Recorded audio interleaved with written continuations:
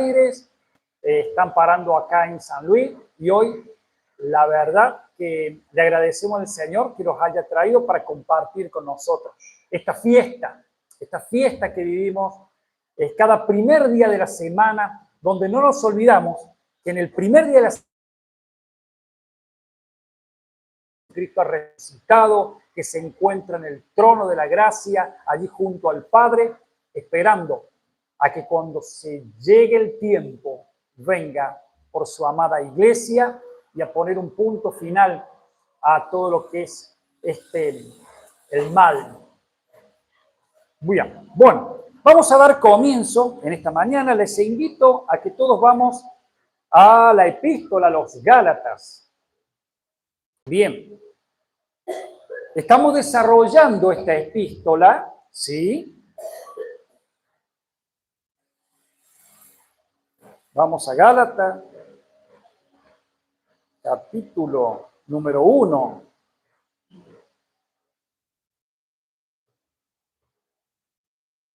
Versículo número 8.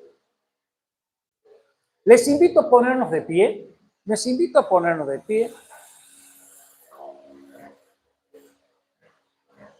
En la epístola a los Gálatas, capítulo 1, versículo 8, dice así la palabra del Señor.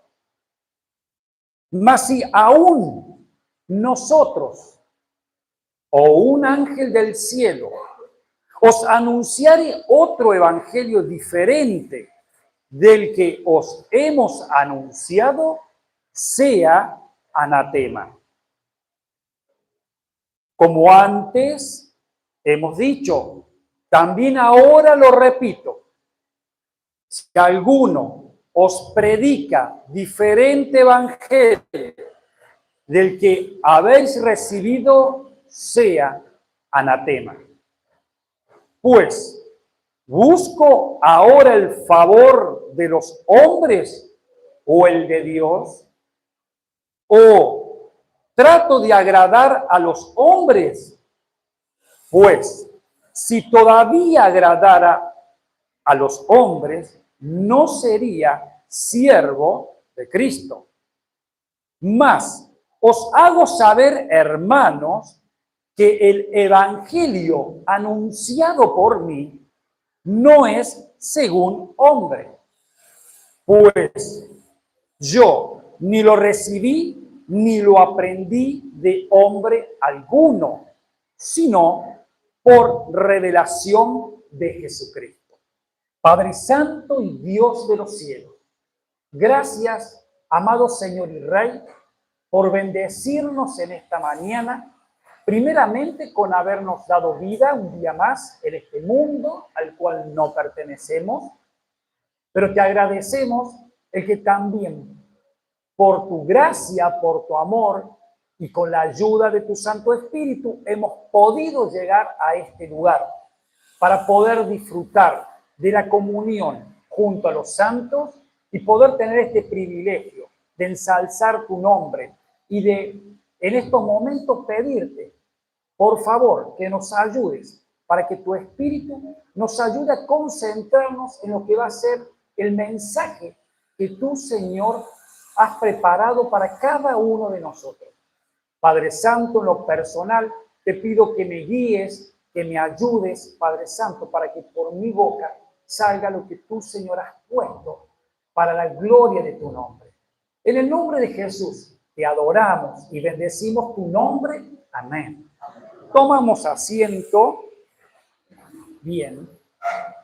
Y les voy a decir de que esta epístola ha comenzado a través de la enseñanza que mis hermanos, tanto mi hermano John y mi hermano Oscar, han venido desarrollando. Nuestro hermano Oscarcito llegó el otro día hasta el versículo número 9, si no mal recuerdo, ¿sí? Y hoy para conectar, ¿sí? Arranqué leyendo desde el versículo 8 hasta el versículo 12. Bueno, voy a hacer una pequeña introducción de la epístola, muy pequeña. Esta epístola, primero, fue escrita por Pablo. Los destinatarios las iglesias de Galacia. Durante siglos, a tener en cuenta, el único baluarte contra la ola del libertinaje pagano en la zona, aunque ustedes no lo crean, fue el legalismo judío. Por siglos, esa zona, por ser habitada también por judíos, eran los que medianamente, a través de su propio legalismo y su propia vida, eran los que más o menos frenaban lo que era el libertinaje pagano. Increíble, ¿no? Bien. El verdadero evangelio de salvación por gracia y por la fe, sin ninguna obra de la ley. O sea, que la justificación solo por la fe en Jesucristo. Bien. Uno de los pasajes que mis hermanos estuvieron citando es el de Gálatas, capítulo 2, versículo 16, que está dentro de lo que es la carta y que es muy atinado este versículo, que dice, sabiendo que el hombre no es justificado por las obras de la ley, sino por la fe de Jesucristo. Nosotros también hemos creído en Jesucristo para, propósito, ser justificados por la fe de Cristo y no por las obras de la ley. Por cuanto por las obras de la ley nadie será justificado. Bien. La iglesia de Galacia estaba formada por judíos y gentiles. Yo estoy haciendo un repaso de lo que mis hermanos han estado enseñando. Bien. Así que cuando Pablo hace referencia a esta epístola, a quien va enviada, recordamos que la iglesia en esa zona de Galacia, las iglesias locales que recibieron esta carta estaban conformadas por judíos y gentiles. Bien. Otro punto que se vio. Pablo reprende a los gálatas por desertar del evangelio de Cristo, por influencias de falsos maestros. O sea, la deserción que había en estas iglesias de irse a un evangelio diferente era porque falsos maestros estaban engañándolos.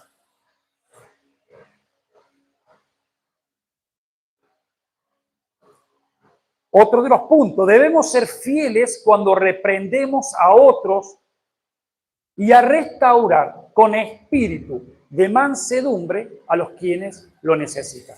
Puntos que venimos observando detrás de esta enseñanza en la epístola que vamos a estar desarrollando.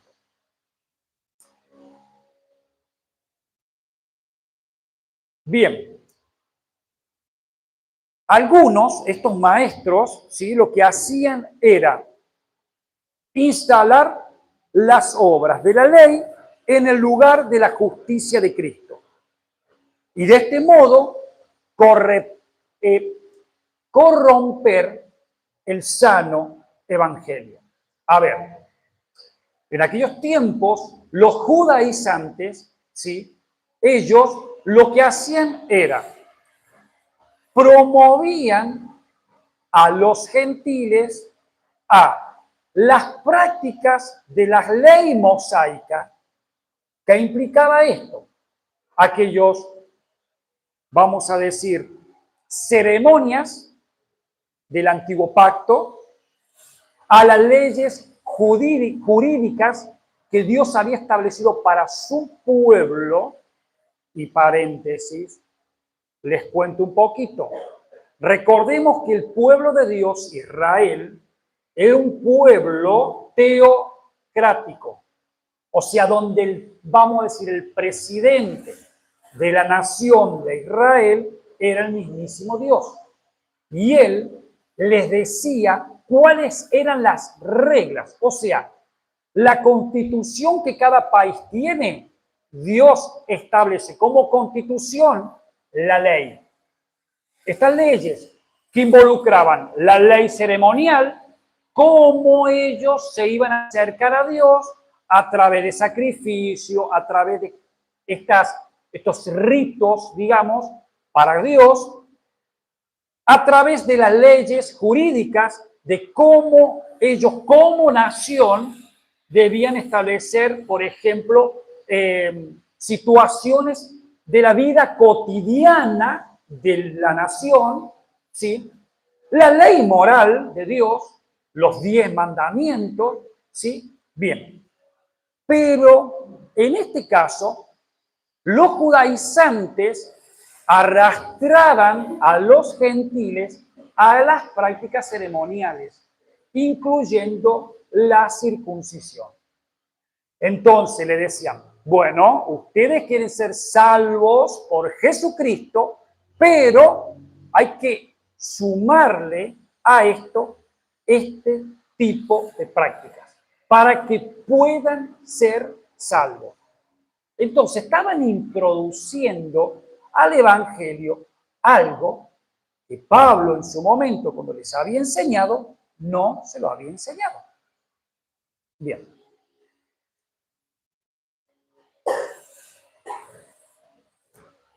En el mismo Gálatas 2:16,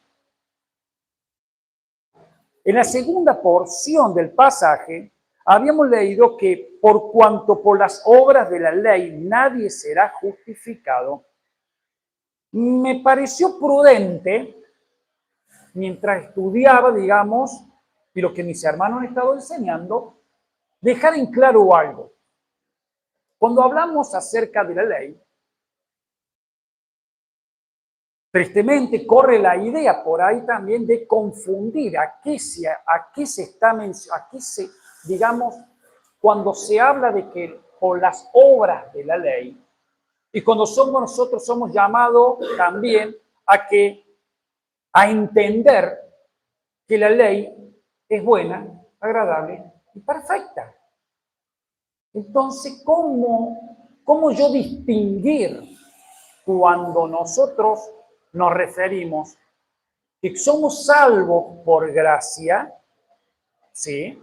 Somos justificados por la fe en Jesucristo, y luego que la persona es salvada por una obra de gracia, por una obra de regeneración del Espíritu de Dios que ha hecho con la persona, donde es Dios quien ahora le ha dado al hombre la posibilidad de entender, digamos, de abrir sus ojos, de despertar a la nueva vida. En esta nueva vida, el Señor, ¿sí?, lo va a llevar a que el hombre ponga en práctica su ley moral. Cuando nosotros encontramos, por ejemplo, en el Evangelio de San Mateo, el famoso Sermón del Monte, en el capítulo 5, el Señor establece cuáles son los principios en los cuales su pueblo, los hijos del reino, todos los que han sido sacados del reino de las tinieblas e introducidos al reino de Cristo, van a vivir conforme a lo que Dios le ha puesto en su corazón.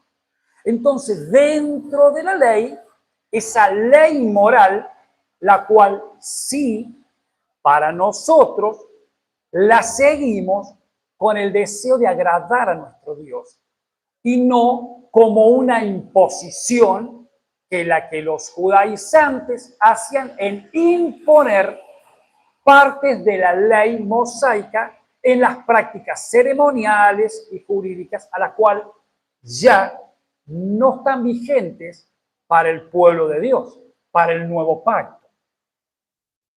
¿Por qué? Porque esas leyes ceremoniales y esas leyes jurídicas, todas esas eran un índice celestial en el antiguo pacto que nos apuntaban a alguien. Y ese alguien es Cristo. Cristo en nuestro lugar. Lo que Él hace es cumplir con toda la ley y los profetas. De hecho, en el mismo Sermón del Monte, el Señor Jesucristo les aclara que Él no vino a abolir la ley, no vino a sacar la ley, sino la vino a cumplir. Entonces, es acá donde nosotros debemos ser cuidadosos cuando interpretemos, cuando estemos viendo dentro de lo que va a ser el estudio a esta epístola, el tema de la ley. Cualquier cosa después lo seguimos conversando. No estaba parte del mensaje esto, pero me parece prudente hacerlo ver. Bien. Casualmente había puesto eso, no confundir la ley moral con las reglas de vida, las cuales obedecemos por amor en nuestra nueva vida en Cristo. O sea, la ley moral de Dios es aquella ley, los 10 mandamientos, donde Jesucristo mismo que dijo, ¿recuerdan? Dice, un nuevo mandamiento doy, oíste que fue dicho, amarás a Dios sobre todas las cosas. Es real. En esta primer porción, este primer mensaje, en la primera parte de los mandamientos que se cumplen. En nuestro amor leal y real y nuestra obediencia hacia nuestro Dios. Y en la segunda parte dice, y amarás a tu prójimo como a ti mismo. Amarás a tu prójimo. En estos 2 mandamientos, dice, se cumple toda la ley y los profetas. Entonces, a lo largo del nuevo pacto, en todo lo que son las epístolas, las cartas que están escritas, los evangelios, vamos a ver que siempre está apuntando el Señor a eso. Bien. Ok. Entonces, volviendo a Gálatas, primer capítulo 1, versículo 8. Bueno, más si aún nosotros o un ángel del cielo os anunciare otro evangelio diferente del que os hemos anunciado, sea anatema. Esta expresión de Pablo es un punto hipotético. O sea, Pablo lo marca como una hipótesis en donde él se incluye. Fíjense la lealtad de Pablo, la realidad de entender de que estamos también en un cuerpo de carne y en un cuerpo que muchas veces nos puede engañar y que por nuestros propios labios muchas veces podemos decir algo que Dios no ha enseñado. Y eso, Pablo, entonces, el mismo, y menciona si viniese aún un ángel del cielo. Entonces, en esta hipótesis, en esta realidad, los Gálatas nos advierten que no, así como los Gálatas, esta carta nosotros también podemos verla en una aplicación espiritual para nuestras vidas, a estar atentos a esta realidad, ¿no es cierto?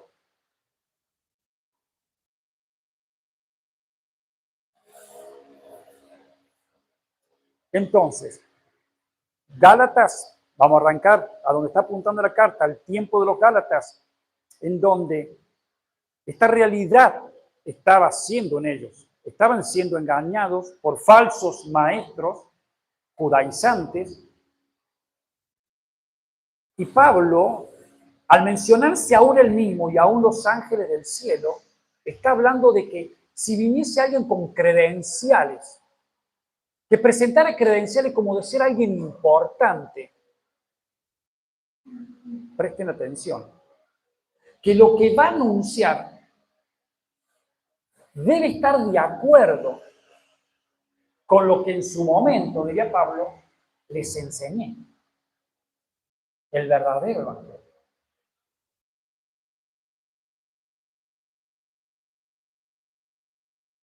Mis hermanos explicó, mi hermano Oscar explicó la semana pasada, hizo una exégesis de cada una de estas palabras buenísima, hermoso. Les recomiendo que lo escuchen, está grabado. Solamente terminar con esto, que aquellos que anuncian este falso evangelio, cae sobre ellos una maldición. El ser anatema es ser maldito. El verso 9 dice, como antes hemos dicho. Como antes hemos dicho, Pablo está haciendo referencia a otra visita que él tuvo en algún momento con él. O sea, para los Gálatas no debería ser esto una sorpresa. Pablo ya les había advertido. En algún momento el apóstol Pablo, en el libro de los Hechos de los Apóstoles, cuando se reúne con todos los ancianos, les advierte con amor de los peligros, de aquellos que se pueden venir a entrar, como aquellos que de entre medio de ellos se manifestarán. O sea, es una advertencia en la cual el apóstol venía marcando. Entonces Pablo nuevamente aquí en el verso 9 dice, como antes hemos dicho. Recuerden, hermanos.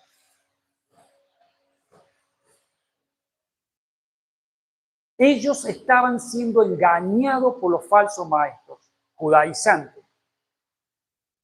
Y ellos, en su debido tiempo, recibirán su condenación. Ahora, vamos a ver algo muy lindo, muy interesante.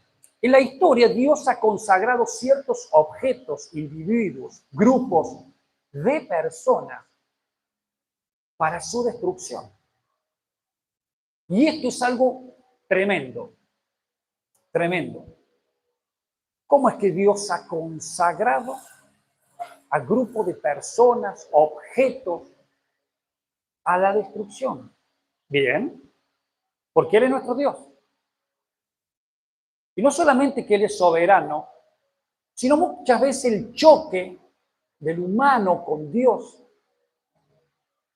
es que su mente es tan infinita y Él es tan grande y Él conoce todo.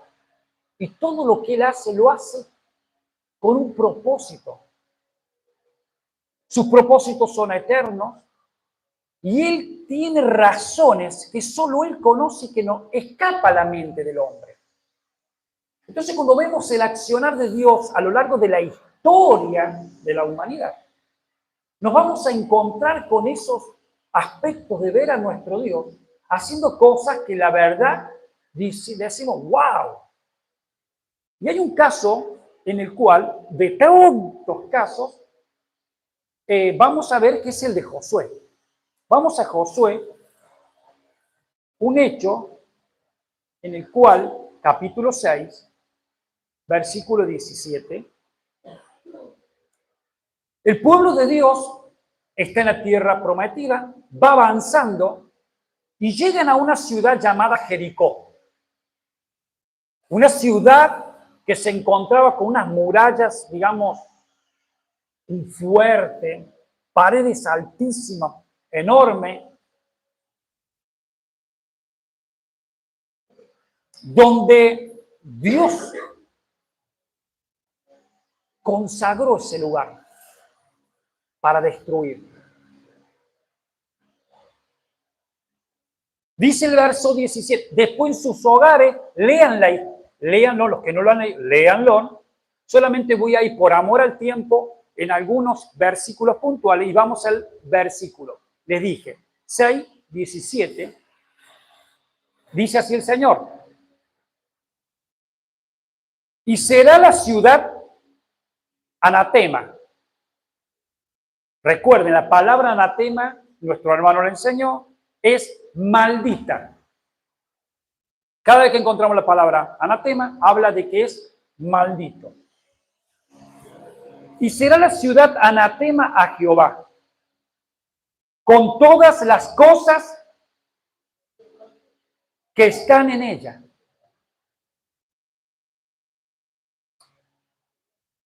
Vamos a entender. Hablamos de una ciudad donde por descripciones tenía toda una muralla gigante y adentro de esa ciudad, digamos, había una población, habían casas, había gente, había animales. Fíjense, todas las cosas que están en ella. Ahora atención, vean la gracia de Dios manifestada increíblemente en medio de esta maldición. de estos malditos, en medio de ellos, dice el Señor, solamente Rahab, la ramera, vivirá, escuchen, con todos los que estén en casa con ella, por cuanto escondió a los mensajeros que enviamos.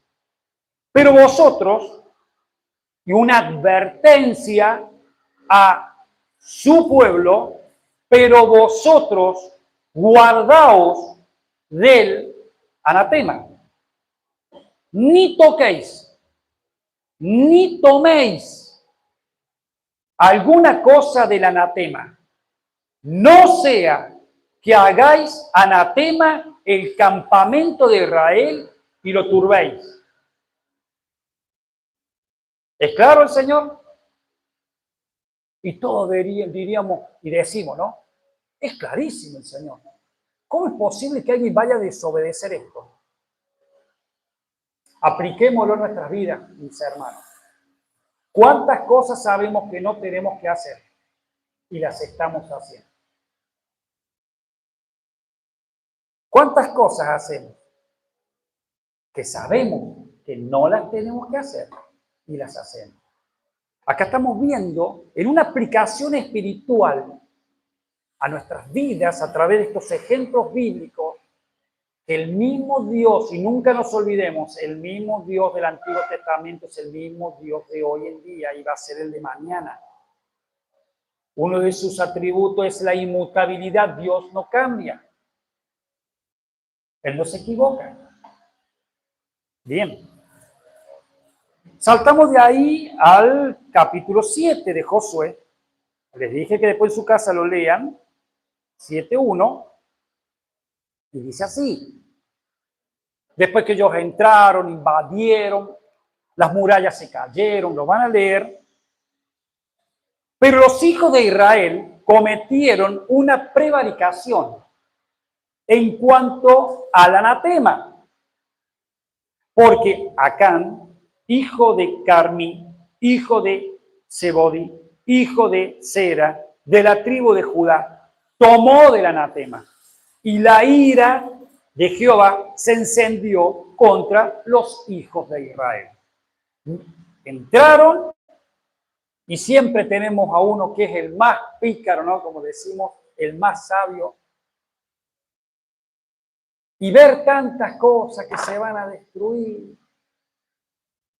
Un lingote de oro, tanto que hay, ¿quién se va a dar cuenta? Unas piecitas de plata, un manto, mirá que venga para acá. Y lo escondió en su tienda. El pueblo de Israel, al llegar a las puertas de Jai, una pequeña población, van a invadir y sufren una derrota. Y siente vergüenza Josué y llora delante del Señor.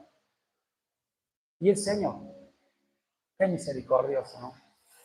Qué bueno que Dios. ¿Cuántas veces?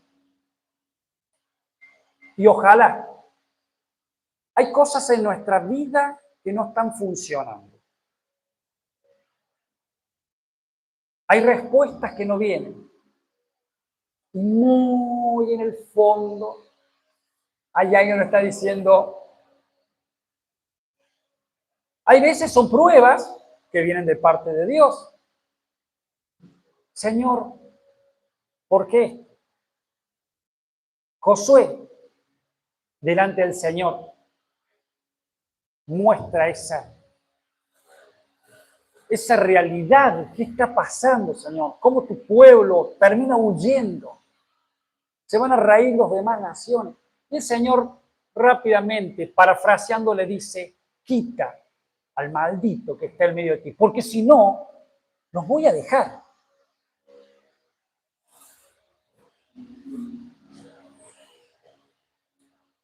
Entendamos, mis amados hermanos,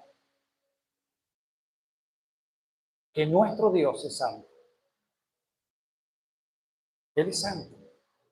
Él nunca va a negociar con el pecado. Jamás. Jamás. Ese lingote que tenés escondido en tu casa hoy, esas piecitas de plata, ese manto babilónico tan bonito que lo tenés ahí, en lo profundo de tu corazón y que no lo querés dejar, te va a traer serios problemas a tu vida. El Señor se ocupa. Qué bueno que nuestro Dios nuevamente. Él toma siempre la iniciativa. Y cuando ustedes leen, presten atención a eso. Él toma la iniciativa, porque Él ama a los suyos. De hecho, este era el título, que me olvidé para los que toman nota. Dios cuida de su pueblo. El título del mensaje de hoy. Dios cuida de su pueblo. Dios como un padre, ¿no? A su hijo pequeño, ¿sí? Le llama la atención para que el niño vea que ha hecho algo, pero detrás viene ese corazón generoso de ayudar a su hijo cuando de parte de su hijo hay lágrimas de querer salir de esa situación. De que no se siente, un verdadero hijo no se va a sentir nunca bien. Porque es un peso de que entiende que en el fondo está ensuciando el nombre de su Dios. Y Josué representa a ese varón piadoso que va delante de Dios. Y el Señor piadosamente toma la iniciativa y le dice qué es lo que tiene que hacer. Y Dios le empieza a marcar, ta, ta, ta, ta, ta, ta, hasta que llega aquel que la tenía muy bien escondida. Aquel que dijo, nadie me ve, nadie me ve. Y ahí estaba escondido, pero Él todo lo ve. Lo saca a la luz. 7:25, el mismo Josué, 7:25, dice, y le dijo Josué, ya una vez que se identificó el responsable de tal hecho, él y toda su familia detrás, fíjense, las consecuencias arrastró en su primer momento al mismísimo pueblo de Dios. Ese maldito que estaba en el medio del pueblo le trajo la ira de Dios sobre su pueblo. Fíjense en el egoísmo que tenía. Fíjense, no le importó lo demás, no le importó, la tenía bien escondida, pero Dios lo marcó. Y ahora manda a su pueblo. Fíjense, es su pueblo quien debe ser responsable, es su pueblo ahora quien Dios le da la autoridad a su pueblo, la responsabilidad. Y le dijo Josué, ¿por qué nos has turbado?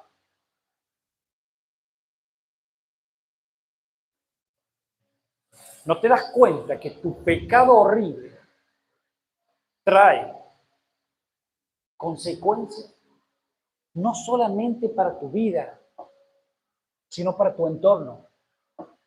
Hermanos, en una iglesia, si nosotros tenemos escondido pecados, Dios no nos va a bendecir. Él va a cerrar su puerta de bendición. La iglesia va a dejar de crecer. Vamos a empezar a vivir derrotas hasta que salga el maldito del medio.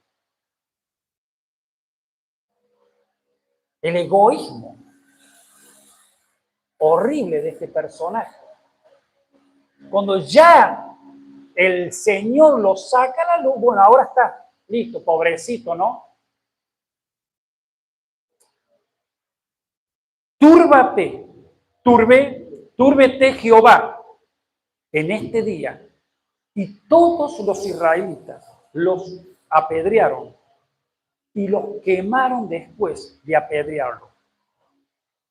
se levantó sobre él un gran montón de piedra que permanece hasta hoy. Y Jehová, escuchen, se volvió del ardor de su ira. El hermano Gabriel, esto con la carta de Gálatas que estamos leyendo. ¿Por qué no fuimos a la historia de Josué?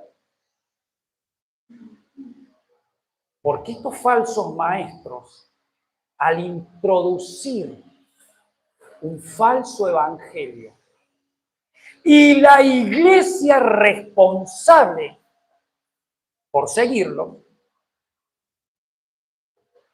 se meten en un serio problema con quién? Dios.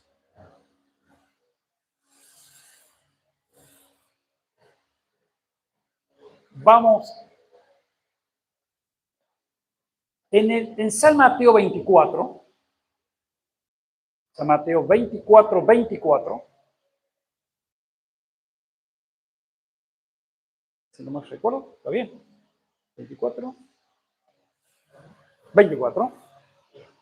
Porque se levantarán falsos cristos y falsos profetas y harán grandes señales y prodigios de tal manera que engañarán, escuchen, si fuera posible aún a los escogidos.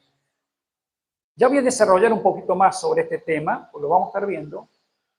En San Juan 8:44, San Juan 8:44, Jesucristo mismo señala a estos personajes. Estos son personajes que a lo largo de la historia siempre han estado.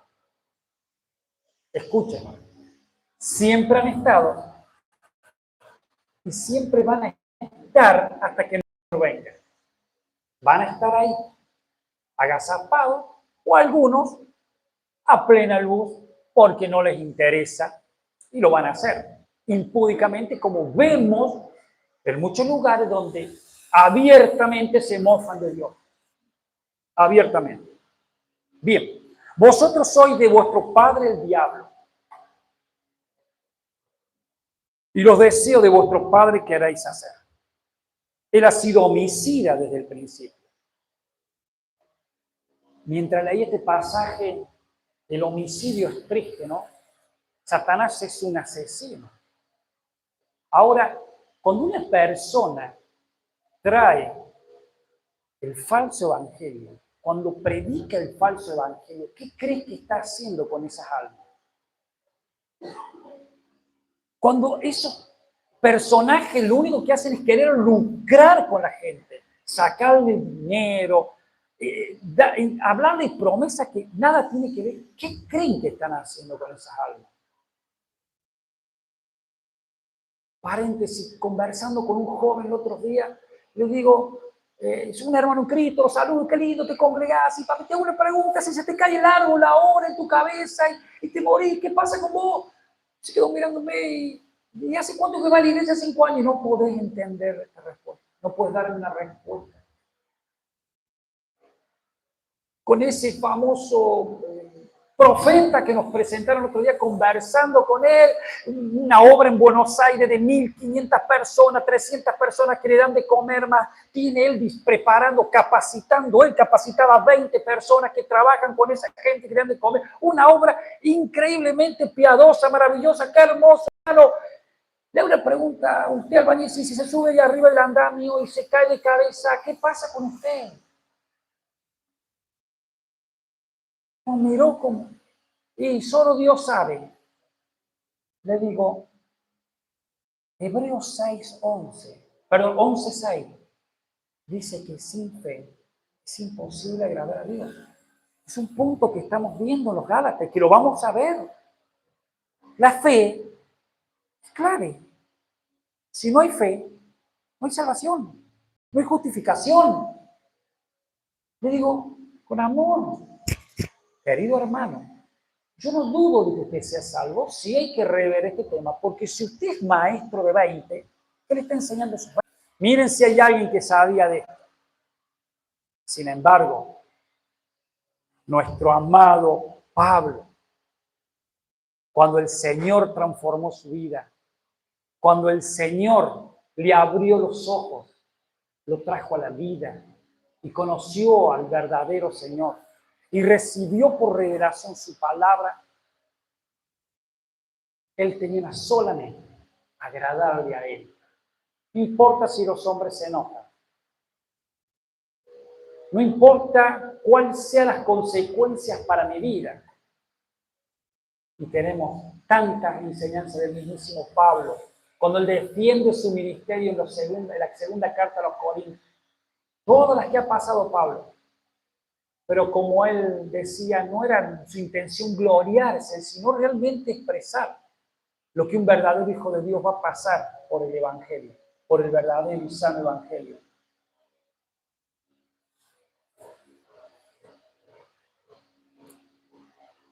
En Gálatas capítulo 6, en el mismísimo Gálatas capítulo 6, voy a mencionar, todo esto lo vamos a desarrollar en la gracia de Dios.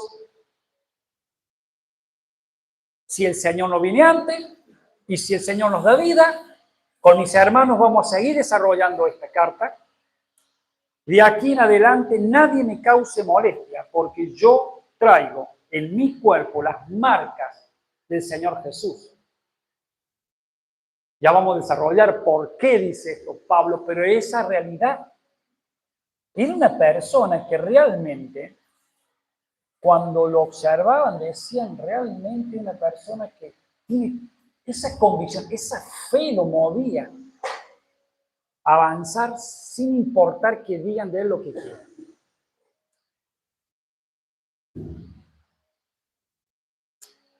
Hay un paréntesis en esta etapa de este aspecto que también sería bueno ver en nuestras vidas prácticas.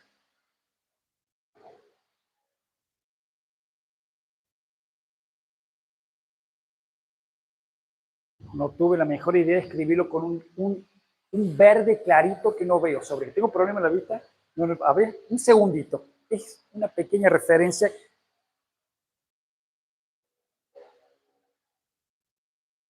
Ahí está. Bien. Gracias. No está. Gracias, Ricardo. Solamente era esto. Muchas veces no tenemos que confundir la persecución por causa del Evangelio con actividades pecaminosas nuestras. Vamos, lo redondeé en esa expresión. Muchas veces en nuestra vida tenemos ciertas actividades o ciertas acciones que no están glorificando a Dios. Entonces, por ahí puede venir la corrección de hermanos propios, hasta de un mismo vecino, un familiar, y de repente le ponemos el título. ¿Saben por qué me pasa esto a mí? Porque yo soy de Cristo. Tengo persecuciones en mi vida por los hombres, porque soy de Cristo. No, querido hermano. Te están haciendo ver que estás en falta. Entonces, seamos criteriosos. Cuando Pablo habla del agradar a los hombres, no, yo le digo a los hombres lo que les tengo que decir. No tengo vergüenza, le digo en la cara. ¿Qué le está diciendo en la cara? Esto está referido al Evangelio. Esto está referido a que cuando yo tengo la responsabilidad de encontrarme a alguien en la calle, amorosamente, le mostramos a Cristo, conversamos, y de repente la persona, yo voy a una iglesia, qué bien, ¿y qué enseñan en tu iglesia? Y de repente empieza a hablar que le están enseñando herejía, o él mismo está enseñando herejía, es ahí donde tenemos la responsabilidad, y no le tengas miedo al hombre. Uy, si le digo esto, no me invita más. Si le digo esto, cuando me ve en la calle no me saluda más. Si le digo esto, me puede pegar una trompada. Bien, perdonando la expresión. Es ahí donde tienes la responsabilidad de decirle, queridísimo amigo, queridísimo caballero, queridísimo señorita, señores, lo que usted está diciendo es una herejía. Eso no enseña a Dios. Y se lo puedo mostrar con las escrituras. Y lo corrijo. Y la reacción que tenga después es lo secundario. Y es lo que Pablo está apuntando. Él no buscaba agradar a los hombres. Y en este caso está vinculada a que los Gálatas habían sido personas con las que él había trabajado, había dispuesto parte de su vida en llevar el Evangelio, predicar el Evangelio, enseñarles. Y hoy les tengo que estar escribiendo esta dolorosa carta, porque la verdad que te duele. Seguramente Pablo ha estado dolido cuando escribía esta carta, por amor que les tenía, de ver como la expresión decía, cuán rápido se alejaron del que los llamó por la verdad. Tanto que labure. O sea, no por el trabajo, Pablo, sino el dolor. Escúcheme, están dejando de lado a Cristo.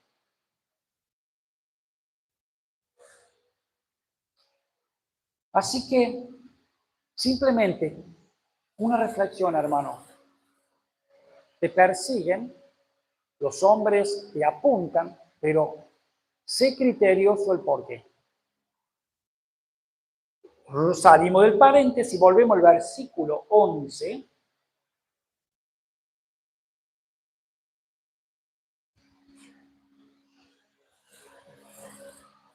Vamos. No, me diga que ya está.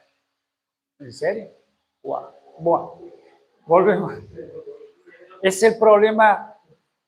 Bien, gracias, Señor. Volvemos a Gálatas 1:11. Mas os hago saber, hermano, Pablo, sigue la expresión, mas os hago saber, hermano, que el evangelio anunciado por mí no es según hombres.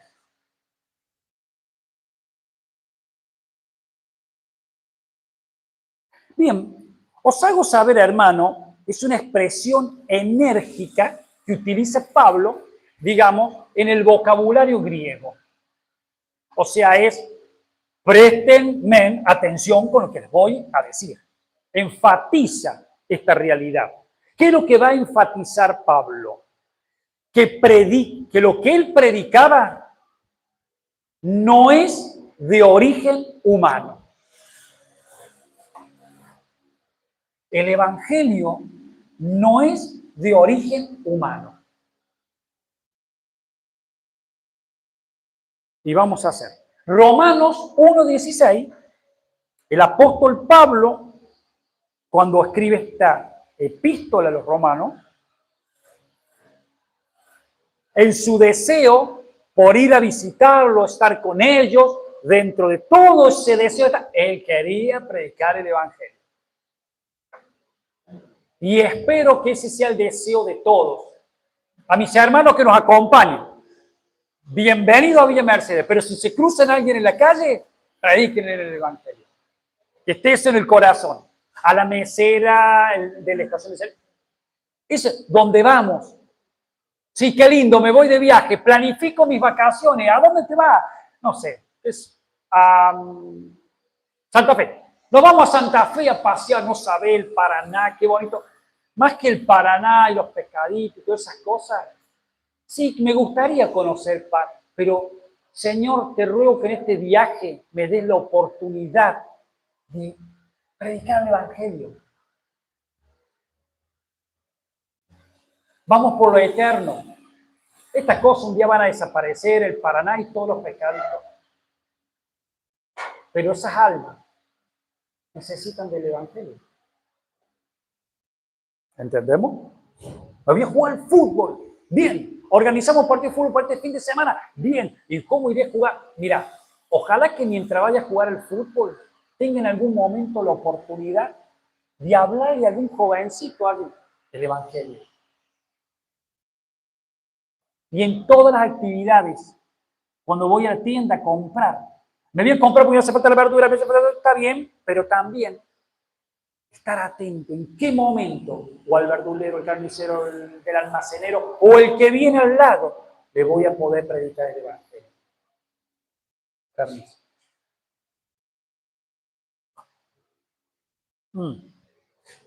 Bien. 1:16, porque no me avergüenzo del evangelio. Ahí está la conexión. ¿Por qué Pablo no tenía vergüenza de hablarle a quien sea? No importa cómo me vaya, con respeto, con amor. Llamamos a todos los hombres al arrepentimiento y a creer por fe en Jesucristo como su Salvador. Ese es nuestro deber. ¿Por qué? ¿Por qué? Porque es poder de Dios para salvación a todo aquel que cree. Este poder que habla ese famoso dínamo en griego, habla de algo explosivo, de algo incontenible, de algo poderoso. Eso es lo que causa el verdadero evangelio en las personas. Calculen que si es poderoso, que trae de la muerte a la vida a personas. Miren si es poderoso el verdadero evangelio. Ustedes confíen cada vez que le hablen del evangelio a alguien, que Dios va a obrar. Pero le hablé y no me dijo nada. Bueno, deja, no será el día, será mañana, será otro día. Pero cuando lo vuelva a encontrar y tengamos la oportunidad, de vuelta le voy a predicar el evangelio. Un día, quizás, Dios lo tiene a eso controlado. Pero mi deber es predicar el evangelio a todas las personas, a todas, todos los días. Me rechazó, ya está, listo, sigo predicando. Ah, me acordé de algo. Me acordé de algo.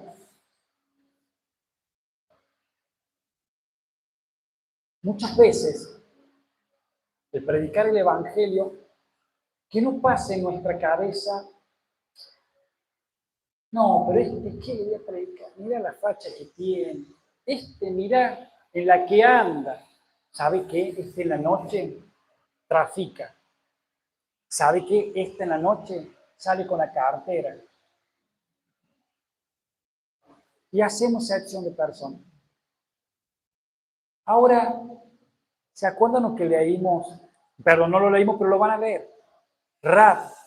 ¿Saben qué es lo que era? Y el Señor la salvó. ¿Quién soy yo para decir a quién le tengo que predicar el evangelio?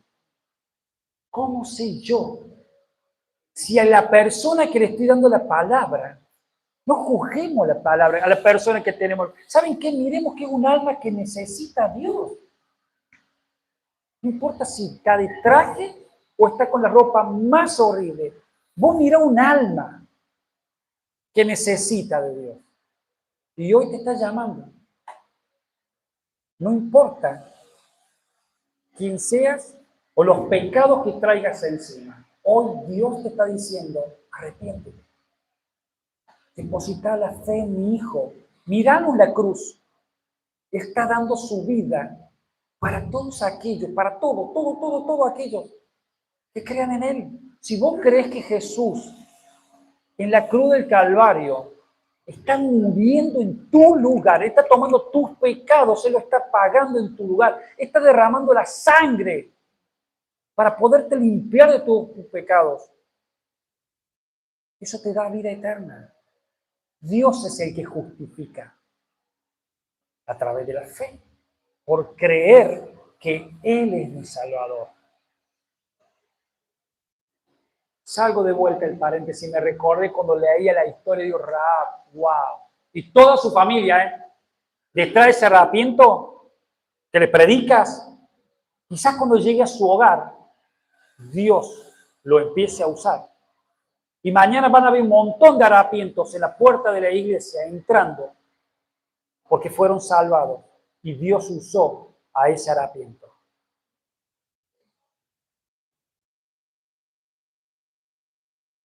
Pablo nos deja en claro que él confía en el poder de Dios, no en sus palabras, no en su elocuencia.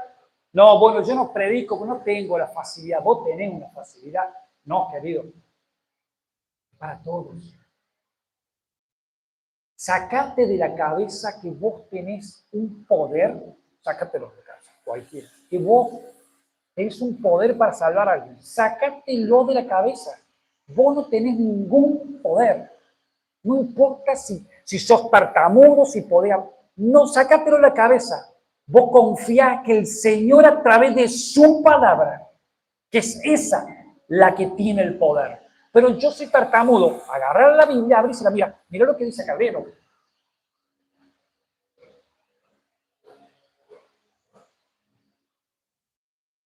Las religiones basan su justicia en obras donde descansa el orgullo humano. El antropocentrismo es un alineamiento en el cual hablamos del antro, hombre, centrismo. El hombre es el centro. Es un alineamiento que tristemente se encuentra injertado hoy dentro de lo que es la Iglesia de Cristo. Tristemente, a pesar de haber muchos hermanos en Cristo, que por no ser prudente al estudiar la palabra de Dios, al tener a lo mejor una enseñanza muy superficial, están viendo que el hombre es un protagonista en la historia. Eso es lo que tiene el antropocentrismo. El protagonista soy yo. Sí, Dios me ayuda. Gracias a Dios. Dios está conmigo. Dios, pero yo. Yo. En base al antropocentrismo, la idea de que el hombre, bueno, la religión a lo largo de la historia fue creada por el hombre. Tratar de relacionarse con aquel que cortó el vínculo del momento que el hombre pecó. De hecho, luego que Adán y Eva pecaron,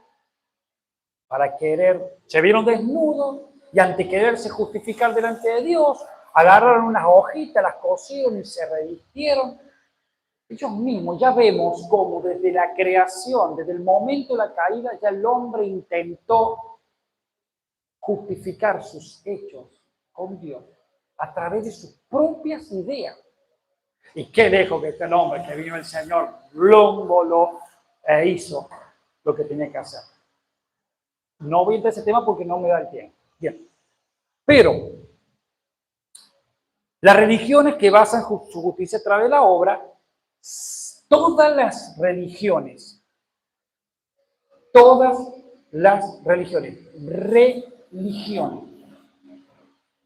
la palabra de religar, el quererme vincular a través de mi propio esfuerzo, por eso son religiones.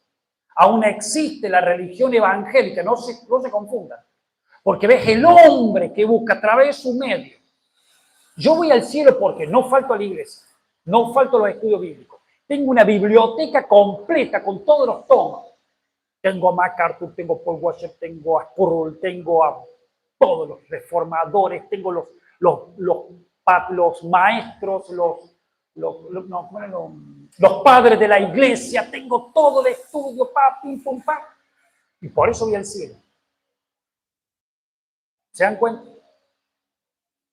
Tristemente ha caído en una religión, en una idea desacertada, hermano. Recuerden que lo que a nosotros nos vincula a Dios es una relación. Dios nos llama a una relación, no a una religión. Por eso, los hombres enfatizan, no quieren, indirectamente no quieren seguir a Dios. Sí, yo quiero a Dios, pero a mi forma. Y ahí nace la religión. ¿Y eso qué es lo que es? ¿Es un verdadero evangelio o falso evangelio? Pregunto. ¿Ven que es sutil? Es muy sutil el diablo. Te puede estar usando tranquilamente hoy en esos pensamientos.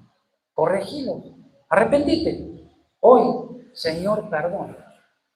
Perdón por pensar que yo voy al cielo porque yo le doy de comer al viejito de la esquina. Perdón, Señor, pues yo voy al cielo porque si yo voy al cielo por tu gracia, por tu obra, porque tú quisiste salvarme. Yo soy un total inmerecedor de tu gracia. Merezco el peor de los infiernos. Pero tu gracia me abrazó. Tú me diste la vida Me regalaste la fe con la cual puedo ver mi condición pecaminosa, con la cual hoy te digo perdón. Y me ayudas a ver a Jesús tomando mi lugar en la cruz, pagando mi pecado, liberándome del pecado, lavándome con su sangre y haciéndome tu hijo. La gloria sea para ti, Padre Santo.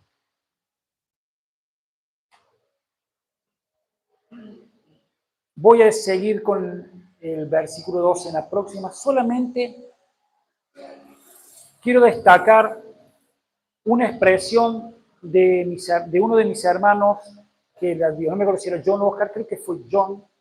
Para desacreditar el Evangelio, desacredita su mensajero. Para desacreditar el Evangelio, desacredita su mensajero. Es lo que vamos a estar observando de una de las batallas que Pablo tenía con los falsos maestros. Vivían para desacreditarlo. Su ojo estaba observando en qué se equivocaba Pablo para decir que Pablo no era un verdadero apóstol. Y un par de puntitos para que tengan en cuenta en esto. Un creyente puede ser engañado. Escuchen. Un creyente puede ser engañado. Gálatas, ¿habían creyente o no habían creyente? ¿Era iglesia o no era iglesia? Uno, un creyente engañado, las consecuencias para su vida por el engaño es falta de gozo, falta de seguridad, falta de comunión, falta de libertad. Y vendrá a su vida disciplina seguramente. No será eficaz en su mensaje. ¿Por qué? ¿Por qué? ¿Por qué no va a ser eficaz? Al ser engañado él va a estar engañando a otro. Deja, ¿y va a haber salvación del otro lado? Dios no obra con el pecado. Sácate de la cabeza. ¿Qué es lo que está frenando tu ministerio? ¿Por qué no eres eficaz en tu ministerio? Revelo. No, lo hablamos, no pasa por ser elocuente, ser una persona preparada. No pasa por ahí. Puede estar pasando por esto. Otro punto. Bueno, trae disciplina a su propia vida y escúchame, y a los hermanos, a la iglesia. El error lleva a más error. Lo vamos a arrastrar a todos al mismo error. El religioso engañado no es creyente, se sienta en la iglesia, no falta, es un religioso, como también se lo denominan, moralistas religiosos. Cumplen con todo lo que la iglesia me manda, pero están vacíos de Cristo. Consecuencia, nunca conocerán la verdad, porque desde acá no se predica la verdad.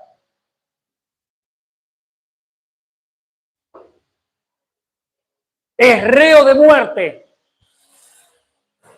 y arrastrará a otros. Porque ese religioso también en la calle, no, vení a la iglesia, la pasamos bárbaro, entre ya va ahí, qué lindo, todo muy lindo, pero no hay evangelio. Y para el falso maestro le cabe una sola cosa: la maldición de Dios. Padre Santo y Dios de los cielos, gracias por tu palabra. Gracias porque cada vez que abrimos las Escrituras nos confronta, Señor. Oh Padre Santo, ayúdanos a ver esos pecados que están en nosotros, principalmente aquellos que nos llevan a no enseñar el verdadero evangelio. Principalmente aquellos que no los llevan a vivir el verdadero evangelio. Padre Santo, ayúdanos. A través de tu Espíritu, trae a nuestra mente aquellos pecados que nos son muchas veces ocultos a nosotros mismos, para poderlos confrontar con amor, llevarnos al arrepentimiento, librarnos de ello y trazar una relación sana, la cual sí nos vas a bendecir. Tu palabra ha sido clara en esta tarde, en esta mañana, cuando pudimos ver a través de las Escrituras, cuando tu pueblo, Señor, pecó contra ti.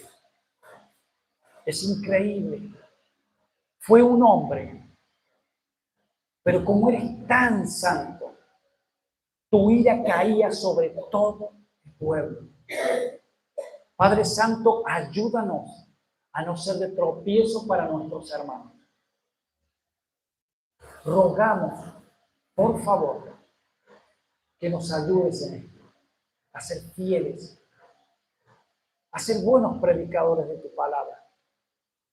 Que las personas puedan ver en nosotros a Cristo, que puedan ver una iglesia sana, que puedan ver a hombres y mujeres piadosos que viven un verdadero evangelio, que siguen tu ley, la ley de Cristo, la ley que está vinculada al amor, a la lealtad a ti, Padre Santo, a ser piadosos y sanos. Padre Santo, si en medio de nosotros, en esta mañana, hay alguien que no es tuyo, Señor, clamamos en favor de esa alma. Ten piedad, ten misericordia, Señor, por el poder de tu palabra que confiamos. Confronta ese corazón, llévalo al arrepentimiento. Dale la fe, Padre Santo, en tu gracia, para que pueda ver la obra de Cristo a su favor. Nuestro amado Señor y Rey, gracias nuevamente. Te adoramos, bendecimos tu nombre en el precioso nombre de Jesús, nuestro Señor. Amén y amén.